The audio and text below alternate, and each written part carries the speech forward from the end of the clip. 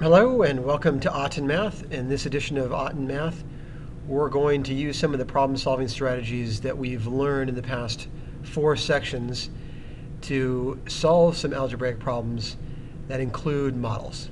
So the first is a problem where we have distance is equal to rate times time. Basic physics formula, the distance that you travel is equal to the time that you travel and the rate at which you're going. So in this case, we've got the distance, which is 140. Let's say it's 140 miles. And t is 3.5, so let's say it's 3.5 hours. So we want to figure out what the average rate is that we've gone over the past 3.5 hours. So we have the formula, distance is equal to rate times time. And so we're going to write in the variables as we've been given them. D is equal to r times 3.5. Now we're going to divide both sides by 3.5. So now I have 140 divided by 3.5 is equal to my rate. And if I type that into my calculator, 140 divided by 3.5, I end up with 40 miles per hour. Now we also learned a strategy where we could simply rewrite the equation in terms of r and then solve. If we did that, we would write it as d is equal to rt. Now we're trying to find out what r is. So now we know that d divided by t, because we divide both sides by t, is equal to r. Now we can plug in the values for d and t and solve for r, which is essentially what we did.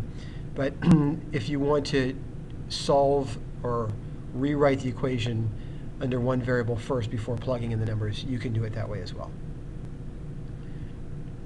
In the second question, we're asked to look for a pattern in the table and then write the equation that represents the table.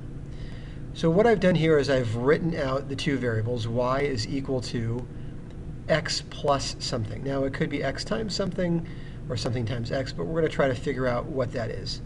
So we have two variables, and what we want to do is we want to write one of the variables on one side of the equation and one of the variables on the other side of the equation, because we know that when we plug in a given value for x, we end up with an output of a given value for y. So I plug in 0 for x, I get out 6 for y.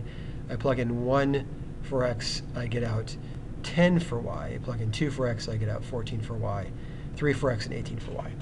So you can see that when we plug in 0 for x, I get out 6 for y. So I know that this value here needs to be 6. Okay, now we can go on to the next part of the pattern. I plug in 1 for x, and I get out 10 for y. So if I plug in 1 for x, what does x need to be in order for y to be 10? In this case, I can see that, what does a coefficient for x? Let's just put parentheses here.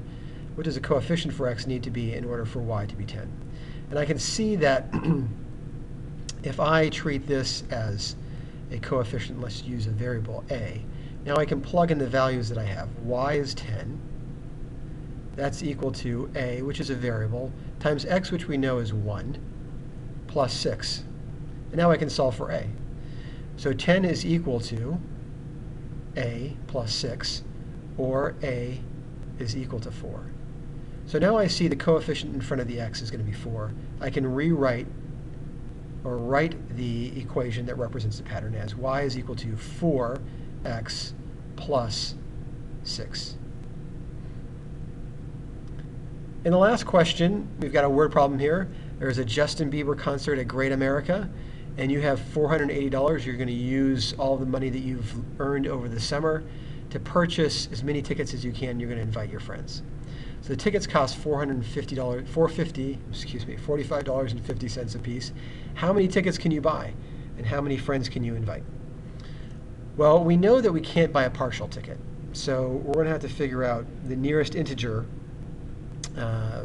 of the number of tickets that we can buy using $480.